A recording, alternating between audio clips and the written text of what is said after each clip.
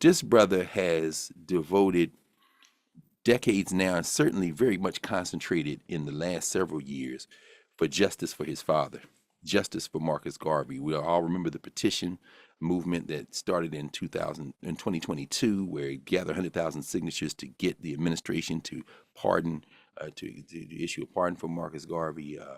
There's so many other things I could say, but the next voice we're going to hear is a brother that we are honored here, sitting in the Eagle's Nest, to be in conversation with, and that's our brother, our elder, a force for good in the world, the remarkable Dr. Julius Garvey. Dr. Garvey, welcome to Urban Thank View you so much. Mornings. Thank you for having me. It's indeed a pleasure. Oh man, Absolutely. so we have so many questions. First of all, word on the street is you got a book coming out, brother. You and Ta-Nehisi Coates have collaborated on something here, this Justice for Marcus Garvey book. We can take this any direction you want to take it in, Bob Julius. Talk to us this morning. What's on your mind, and what are you up to now, and how does it relate to this ongoing struggle for Marcus Garvey? Well, you're right. It is an ongoing struggle that we've participated in for quite a long time, at least since 1987, which was my dad's centennial. I got personally involved. Of course, the struggle went on from when he was convicted and imprisoned. And of course, that struggle, allowed the president of that time, Calvin Coolidge, to minimize the sentence, shall we say, at 3 years, and then deport him from the United States. But what can I say? Millions and millions of African people, all over the world, know and understand that Marcus Garvey committed no crime. That what he was about was the upliftment of African people worldwide. And, he brought to us basically the concept that we were a global people. We were not just, a Black person born in Trinidad or Kingston, Jamaica, or Atlanta, Georgia, or what have you, or in Kumasi, but that we were a people, the original people, and we populated the world, and we have both a phenotype and a genotype that is unique, and that we had been abused over time, but we needed to step up in terms of uniting ourselves globally, and then becoming a force in the world for good. First of all, of course, developing ourselves in terms of the impediments that had been imposed on us over time, certainly with the slave trade and other incursions into Africa, both from the north, the east, the west, and the south. But it was time for us to unite and define ourselves in terms of who we have been historically and who we are at the present time. So that was the job, shall we say, or the destiny of Marcus Garvey as he saw it. And he brought that to the United States, as you know, back in 1916, and developed the largest, following of African people, certainly in the diaspora, in excess of 6 million. Now, that in and of itself, posed a threat to many people, not just in the United States, but to the colonial structure at that time, meaning, Britain and France in particular, as well as Spain and Belgium. So there was a concerted effort to destroy Marcus Garvey, to destroy the movement. And of course, as it came out in the trial, they said, "Shall we turn the tiger loose?" This was the prosecuting attorney. So he was considered to be the tiger, and they wanted to cage him. And that's precisely what they did with fabricated evidence, or I should say with no evidence, because the evidence was an empty envelope with nothing in it, and nobody could identify what was in it. And of course, the witness perjured himself. He was coached to perjure himself by the prosecuting attorney. The judge should have recused himself, and on and on and on. And that's part of the book that's coming out in November that you mentioned. The whole documentation of the fraudulence of the trial, many different legal experts, as well as politicians and sociologists. So we're still, fighting to get the administration, shall we say, the government of the United States, the judiciary of the United States to exonerate Marcus Garvey. And as you know, many people say Marcus Garvey needs no exoneration because we know he's not guilty. But I feel that we do need to wipe the slate clean, and we do need to bring people to the table to say that an injustice was committed, the people who did it, and say we're sorry, and we want to make amends.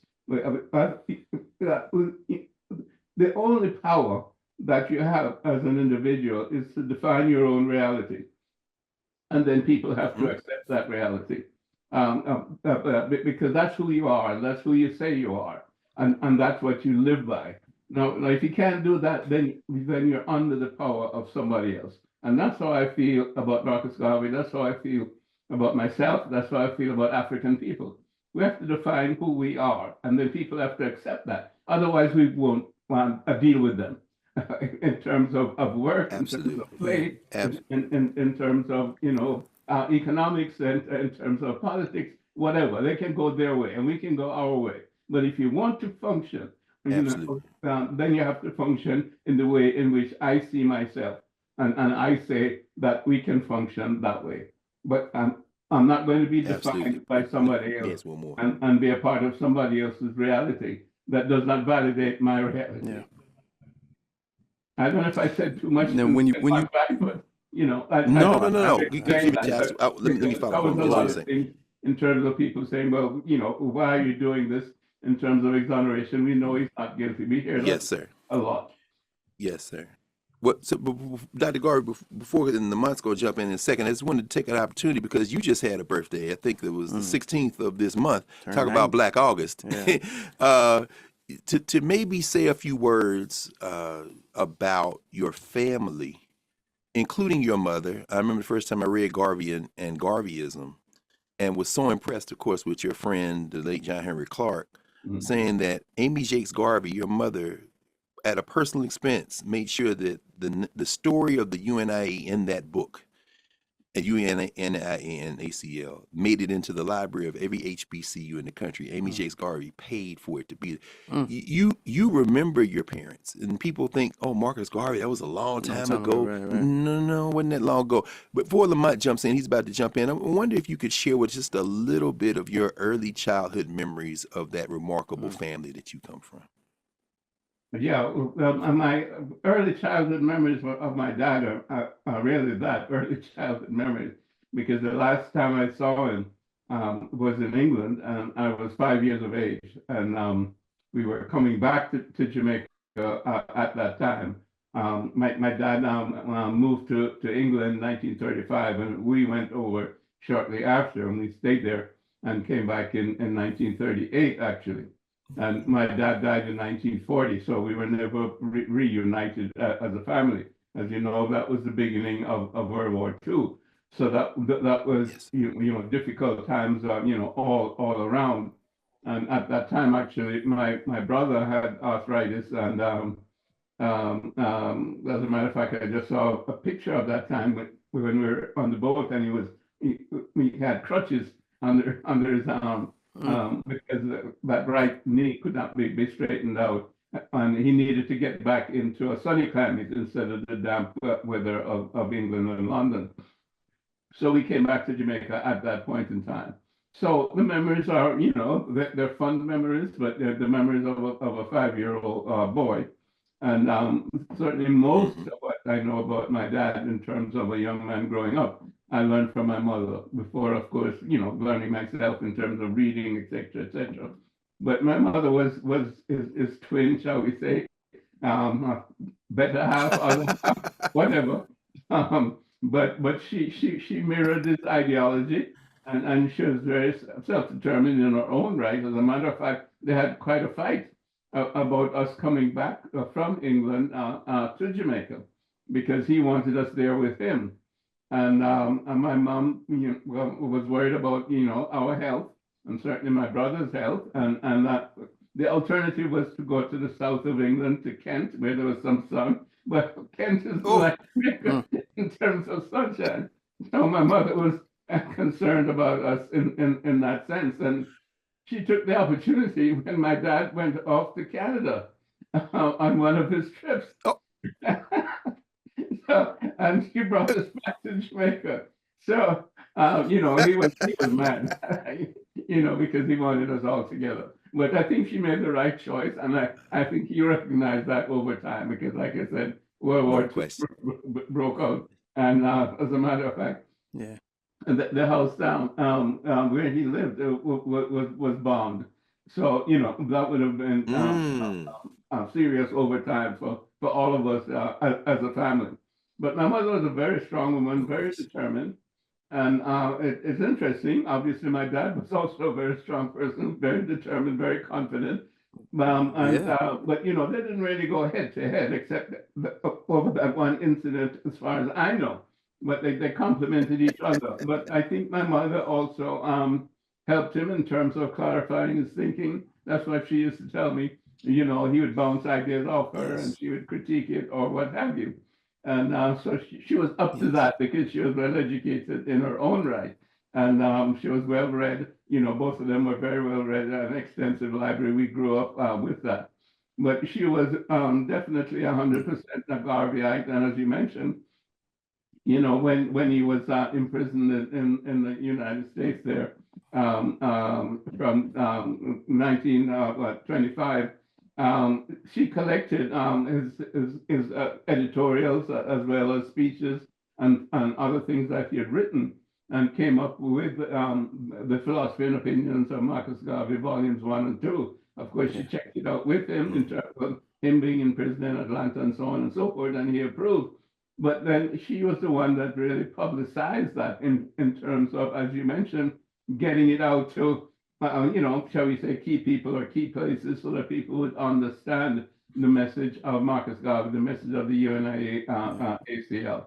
So she was So very, very instrumental in holding the organization together while he was in prison. Certainly, and even after he passed, in terms of Jamaica, kind of running our headquarters from Jamaica herself, certain limitations, but she carried on in some sense as best she could. And she was a Yeah. mentor to so many people, such as, Tony Martin was one of her yes. mentees. And Yes. there was Rupert Lewis was one of her mentees. He's a Garvey scholar of great significance. So, and you can Yes. go on and on. Many people came there to talk to her, to learn about the organization from the inside, the struggles, etc., etc.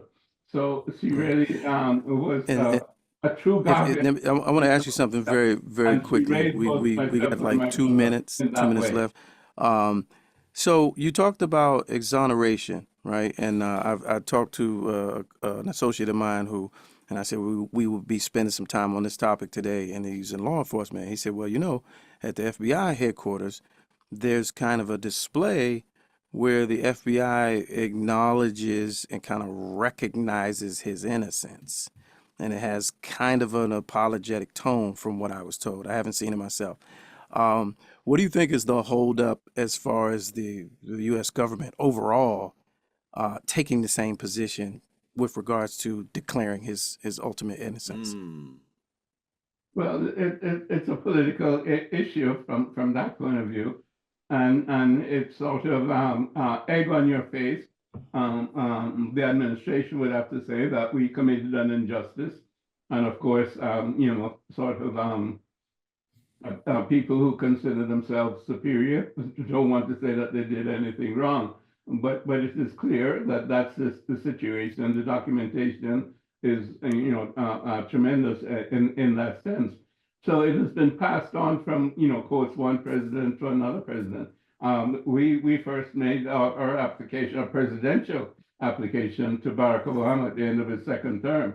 And he did not acknowledge it. He did not recognize it. He did not act on it.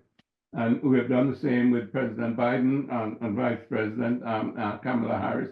And of course, it has been through the Congress many, many times by, in terms of House resolutions to exonerate my father, all the way from Congressman Harlem, Charlie Rangel? No. Charlie Rangel, yeah, Okay, Yeah. Charlie I Rangel, think about New York, sure. every couple of years, Charlie Rangel would put a House resolution there, would get stuck in the House. John Conyers was another one. Oh The yeah. same thing out of Detroit. So it has been there over and over and over again. We've raised hundreds of thousands of signatures over time. Mm, Asking for a posthumous pardon from President Biden, and that has not happened. And of mm, course, again, people ask about posthumous pardon. Yes, the difference between a pardon and an exoneration. Well, if the pardon says that no crime was committed, I'm okay with that. But if it's just, mm, just saying that it's a pardon, then I'm not okay Right. with that. But No I question. have to say, well, something about his innocence, because No that's the key. question. His name has to be clear. And yeah, it's a historic situation, and history has to be righted. That's right. That's right. The libraries, etc., in Alexandria, and the libraries, there's so many African countries have been burned, and history rewritten. Well, we No have question. yeah. to rewrite our history in that No sense. question. We have to Well, write Dr. it. Garvey, we hate to pause now. We have to have you back. Joe Biden's got 4 months left. Maybe we need to ramp this campaign up and put the fire in there. Maybe he can sign something exonerating coming forward. But we're Well, going the to book is coming pause out for in now with November, so your we indulgence. can do The something great Dr. relative to Julius that. W. Garvey. The book coming out in a couple of months, Justice for Marcus Garvey, by Julius Garvey and Ta-Nehisi Coates. So Nice. thank you for joining us this Thank you. morning, Dr. Appreciate it. It's an Garvey. honor. We look forward to talking to you again real soon. Yeah. It's been my pleasure. Thank you so much, Greg. Of course. Have a good Pleasure one. to meet Of you. course. All right, Urban View Mornings back after a quick break.